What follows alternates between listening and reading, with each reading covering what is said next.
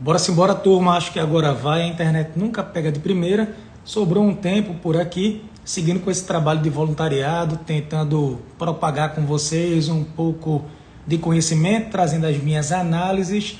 Eu quero atualizá-los sobre esse conflito que hoje ocupa a região do Oriente Médio e que tem condições, eu não tenho a menor dúvida, de gerar instabilidade do ponto de vista global. Mas antes da gente falar sobre Israel e Irã, mais uma vez eu quero lembrar a vocês que eu tenho sempre que possível postado alguns vídeos aqui no Instagram, no YouTube também. Eu pego o compilado das entrevistas, faço um resumo e sempre disponibilizo para vocês. Então, agora à noite, peço um pouco da atenção de vocês para a gente falar sobre esse contexto. Eu vou tirar bem rapidinho os comentários para que todo mundo possa se concentrar, como eu sempre faço. Quando eu terminar a explicação, eu abro para que vocês possam fazer as perguntas. Eu vou responder aí pelo menos 4 a 5, pode ser? Fechado? A gente já tem um público muito bom aqui presente e simbora desativar os comentários. Primeiro ponto seguinte, pessoal. Hoje acontece a reunião do G7. Acho que todo mundo aqui já deve ter ouvido falar. O G7 é o grupo das grandes economias industrializadas e democráticas do mundo. O G7 foi criado durante a Guerra Fria, na década de 70, inicialmente como G6. A primeira formação do G7 não tinha o Canadá. Vê que interessante, o Canadá hoje ocupa a presidência do G7. A presidência do grupo é uma presidência rotativa, é um fórum econômico-político de discussões e, posteriormente, com a entrada do Canadá, depois com a entrada da Rússia, o G7 foi transformado em G8. Basicamente, hoje a reunião acontece no Canadá, mas não tem a presença da Rússia. A Rússia ela foi banida do G7, do G7+1 ou G8, em 2014, quando Vladimir Putin tomou de assalto a Crimeia. Crimeia, que é uma área que pertence à Ucrânia. A Ucrânia já fez parte da extinta União Soviética. Com a aproximação da Ucrânia e a União Europeia, essa ideia do novo governo da Ucrânia querer fazer parte da OTAN, Vladimir Putin foi lá e disse, olha, eu vou ali recuperar um pedaço que um dia já foi nosso. Mas, para resumir, a Rússia acabou sendo suspensa / expulsa do G7. Na minha opinião, o G7 ele encontra-se bem enfraquecido. Ele não consegue representar a realidade econômica e política e social desse mundo, desse multilateralismo que a gente fala nos dias de hoje.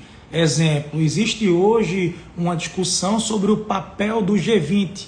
O G20 seria o grupo das 19 maiores economias do mundo, mais União Europeia e países da União Africana. Então, seria um grupo que tem na composição os países emergentes, inclusive o Brasil. Também a gente debate muito hoje o papel dos BRICS. Originalmente Brasil, Rússia, Índia e China.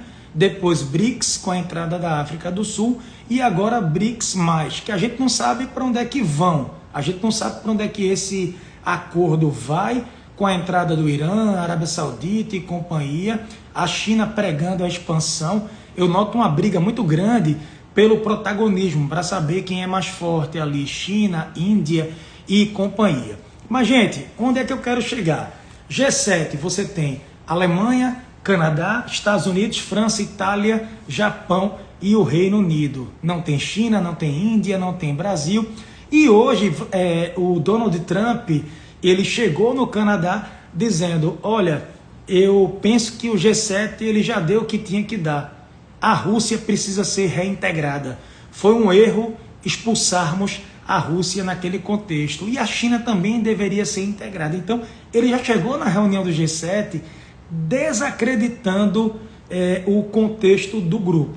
Segundo ponto que eu quero chamar a atenção é que Trump recentemente deu declarações que deixaram a comunidade do Canadá arretada da vida, como a gente diz aqui. Trump sugeriu que o Canadá deveria deixar de ser um país, que o Canadá poderia ser anexado pelos Estados Unidos e com isso deixaria de ter tarifas, deixaria de ter burocracias. Resumindo, que para o Canadá, para o povo canadense, seria muito melhor que o Canadá se tornasse mais um estado americano. Foi feita uma pesquisa posterior, 90% dos canadenses, ou seja, a imensa maioria, dizendo que não, que foi uma falta de respeito à declaração, mesmo que tenha sido de maneira informal, feita pelo presidente dos Estados Unidos. O primeiro-ministro do Canadá também se apressou e disse: o Canadá não está à venda. E agora a cúpula do G7 acontece exatamente no Canadá. Qual é a notícia de agora? Quentinha. Trump, ele se antecipou e ele decidiu abandonar a reunião. Ele disse que vai voltar para os Estados Unidos, voltar para a Casa Branca, porque tem muita coisa importante acontecendo no Oriente Médio. Isso acaba abrindo uma expectativa. Primeiro ponto, não há nenhum documento de consenso no G7. Eu tinha antecipado isso hoje pela manhã. Faz muito tempo que o G7 não consegue um consenso dentro do grupo. Você tem ali o Japão pensando de um jeito, a Itália agora com a primeira-ministra Giorgia Meloni, Trump também, que chegou de alguma forma com essa, eu vou chamar de diplomacia coercitiva, diplomacia da coerção. Ele fala o que pensa, às vezes o que não pensa, vai lá dando porrada e depois abre-se um espaço para negociações. Mas essa cúpula do G7, ela tem tudo para ser um fracasso, porque Trump chegou, digamos, dizendo que a Rússia deveria participar, a Rússia em guerra com a Ucrânia. Os europeus pensaram: como assim? O que é que esse cara está falando? Que a China deveria fazer parte. O Japão pensou: a China, um país que vive tecnicamente em guerra com a gente, como é que vai ser o mar da China, o comércio e tudo mais. E quando ele saiu, ele fez uma postagem emblemática, não sei se alguém parou para ver, parou para analisar. Ele disse: olha, eu vou dar uma última chance ao Irã. O Irã precisa assinar um acordo, um tratado, ele precisa se abrir do ponto de vista nuclear. O Irã não vai ter a bomba, só que o ponto que chamou a minha atenção é que ele disse: iranianos, saiam imediatamente da capital. Só quero chamar a atenção de um detalhe: o Irã tem mais de 90 milhões de habitantes. É diferente de evacuar Israel com seus 10, 11 milhões, entende? O Irã tem uma demografia dentro do Oriente Médio muito grande. A capital do Irã, Teherã, se a gente parar para analisar, a gente pode considerar, grosso modo, a parte regional ali como uma mega cidade. Por quê? Tem mais de 10 milhões de habitantes. Não é uma área que você consiga evacuar do dia para noite, gerar essa grande quantidade aí de deslocados internos e depois refugiados. Eu penso que o próprio presidente americano, ele sabe, ele tem certeza disso. Mas a diplomacia coercitiva, a diplomacia da coerção, passa muito pelo contexto da pressão psicológica. Eu não sei se alguém percebeu, tanto o governo americano, a Casa Branca, de uma forma mais leve, mas o governo do primeiro-ministro Benjamin Netanyahu, o governo de Israel, tem insistido na tese de que a revolução iraniana tem que acontecer de dentro para dentro. É como se eles estivessem tentando engajar a população para que a população iraniana enxergasse uma janela de oportunidade para derrubar o regime dos ayatollahs. É fácil derrubar um governo que está no poder desde 1979 e que chegou ao poder nos braços do povo, depois de derrubar a monarquia do Shah, da família do Reza Pahlavi? Claro que não. Isso não pode acontecer do dia para a noite, mas eu não diria que é impossível. Acabaram de derrubar o governo da Síria. A família do Bashar al-Assad governou a Síria por mais de 50 anos. Síria, que era uma grande aliada, fantoche iraniano, fantoche da Rússia, foram lá e conseguiram derrubar o governo do médico oftalmo Bashar al-Assad, a família que governava há tanto tempo. A Síria, que era usada como uma rota para o Hezbollah e para tantos outros grupos que tocavam o terror e ainda tocam naquela região. Quero chamar a atenção que essa nova geração iraniana, a população mais jovem, aí os 28%, quase 30% da população, inclusive as mulheres, têm um grau de insatisfação, nível máximo em relação ao governo iraniano.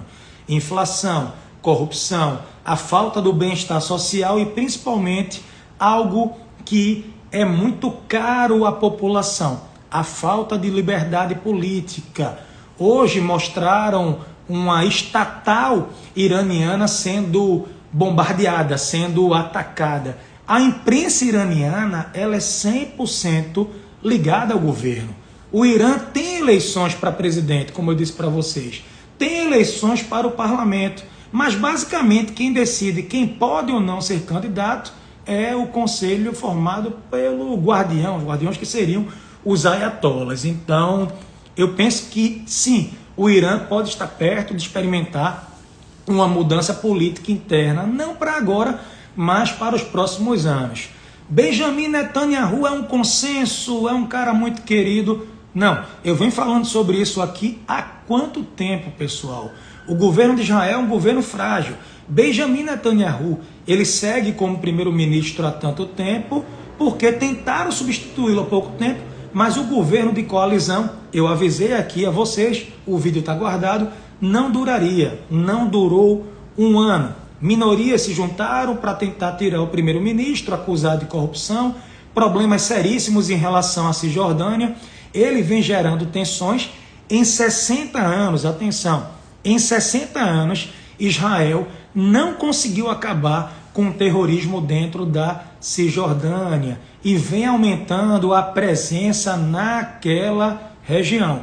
O Hamas por lá segue muito forte e outros grupos terroristas paramilitares. Mas o primeiro-ministro parece que por agora, para a sociedade local, parece que ele acaba se vendendo, ele consegue vender a tese de que ele é um mal, mas pode ser um mal necessário para a segurança do país. Mas enfim, Israel tem aquela tese, vou acabar com um programa nuclear iraniano. Só um detalhe, a maior base nuclear do Irã, Israel não consegue destruir por si só.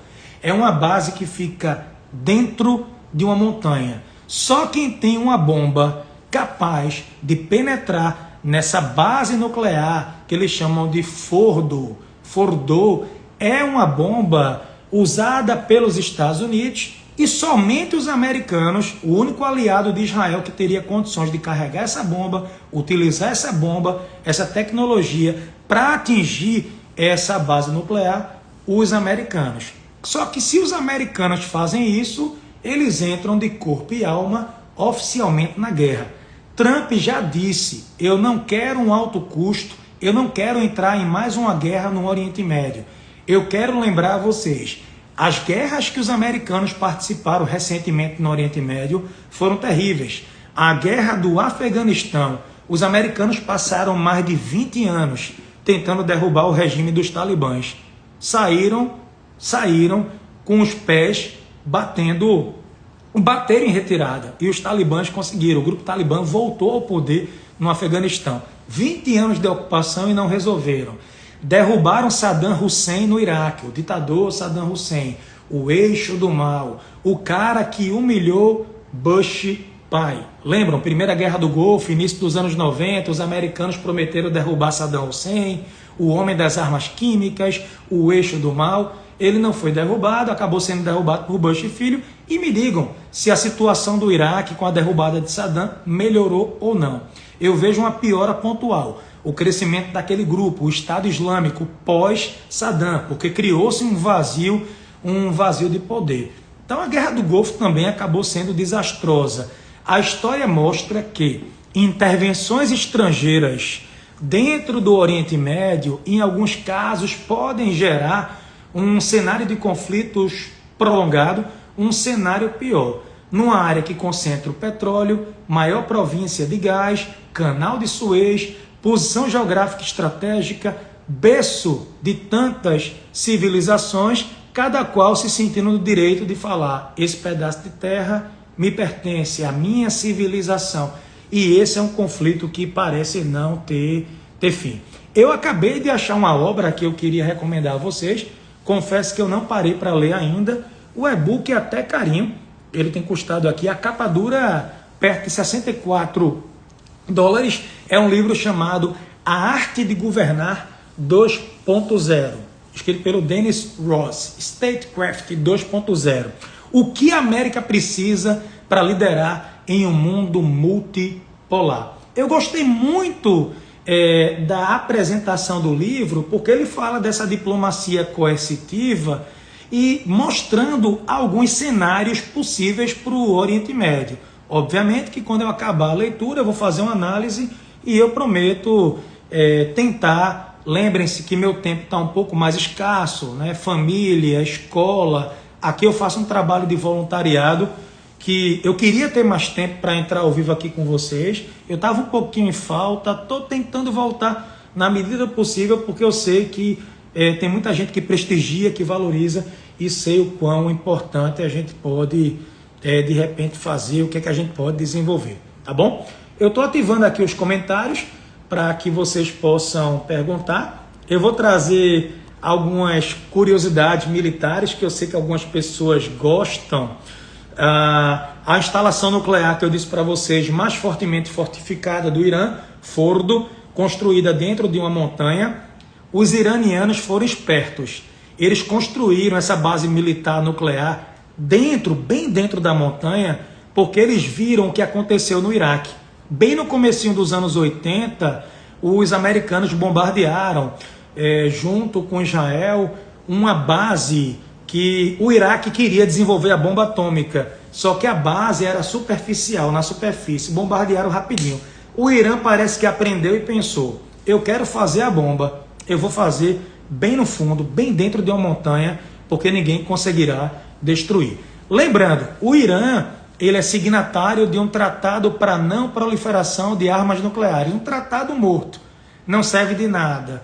Eu digo a vocês que é papel e caneta, na prática poucos países conseguem seguir a risca. A Índia não faz parte, o Paquistão, o próprio Estado de Israel também e tudo mais. Mas o que se diz aqui, trazendo para vocês uma curiosidade, cadê? Deixa eu dizer aqui que os americanos teriam essa capacidade. Os americanos teriam essa capacidade de destruir essa base. Olha aqui, ó. Mesmo que Trump autorizasse bombardeiros furtivos americanos B-2 a lançar bombas de 14 mil quilos, haveria desafios técnicos e altamente confidenciais na coordenação de tal ataque com Israel.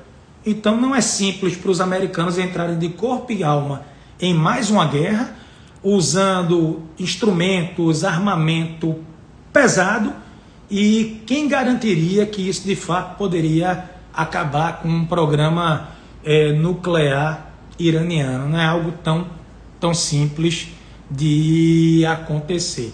O espaço aéreo iraniano está 100% dominado por Israel.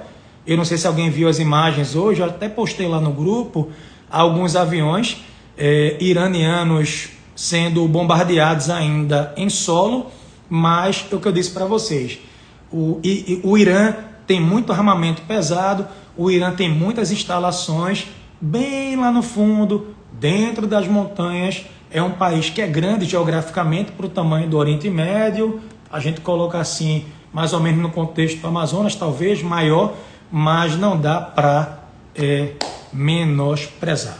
Beleza? Quem é que tem aqui perguntas relevantes, perguntas que a gente possa considerar importantes? Tem um relato aqui de uma iraniana, tá? Dizendo assim: nós iranianos estamos felizes e tristes ao mesmo tempo. Felizes porque Israel tem acabado com o governo islâmico, esse governo ditatorial, talvez ela queira chamar. Porém tristes porque esse governo colocou o povo no meio de uma guerra. Pois Joca, a possibilidade de ataque nuclear no Irã, tudo é possível. Tudo é possível. Não enxergo. Se alguém me perguntar, eu não enxergo esse cenário. Eu vou cantar a pedra aqui do que vai acontecer. Pressão fortíssima para um cessar-fogo. Frágil, mas um cessar-fogo. Eu vejo Israel ganhando tempo para bombardear o que pode das instalações militares do Irã. Existe a tese de que o Irã estava 100% preparado para lançar um grande ataque contra Israel e que Israel teria se antecipado. Lembrem-se, nos últimos meses, Israel colocou o Irã de joelhos. Os caras plantaram a bomba no quarto da liderança do Hamas, que estava no Irã para prestigiar a posse do novo presidente do Irã. Humilhação maior não há. Os caras conseguiram colocar o Hezbollah, o filho mais forte do Irã, de joelhos nos últimos tempos. E o Irã, ele sempre se colocou como invencível. O Irã assassinou Rafik Hariri, primeiro-ministro libanês em Beirute, porque Rafik Hariri, na época, ele se colocou contra o Irã, se colocou contra a Síria, conseguiu gerar uma grande quantidade de deslocados internos dentro de Israel, colocando algumas áreas como inóspitas e perigosas, conseguiu armar guerras por procuração eficientes, tomou metade do Iêmen, colocou o terror na Arábia Saudita, e o que parece agora é que o Irã ele vem sofrendo um desgaste que é o maior de todos desde 79. Por isso a minha tese é que esse governo ele possa, de alguma forma, cair. Tranquilo? Teve algum posicionamento do presidente Lula, teve o posicionamento do Itamaraty. O Itamaraty falou sobre a soberania do Irã e criticou os ataques coordenados e iniciados em tese ali por Israel. A relação do atual governo brasileiro com o governo de Israel não é segredo, não é das melhores. Mas o Brasil tem uma tradição diplomática que vai muito além de quem ocupa o cargo de presidente. Sabe aquela história que as pessoas passam e a entidade fica? Mais ou menos aquilo. O Brasil é o Brasil do Oswaldo Aranha, o Brasil é o Brasil do Sérgio Vieira de Mello. A gente tem aí um corpo diplomático forte que tende ao equilíbrio. Bora ver o que é que a gente vai ter daqui para frente. Tranquilo? João, a solução é matar o líder supremo do Irã. Vocês acham que matar o Ayatollah é uma solução? Pense que não. Podem substituí-lo do dia para a noite. São vários, é um conselho. Seria a coisa mais fácil do mundo substituí-lo. Na verdade, isso poderia gerar até um ódio maior com pessoas comuns que não estão envolvidas e que não querem a guerra. Tá?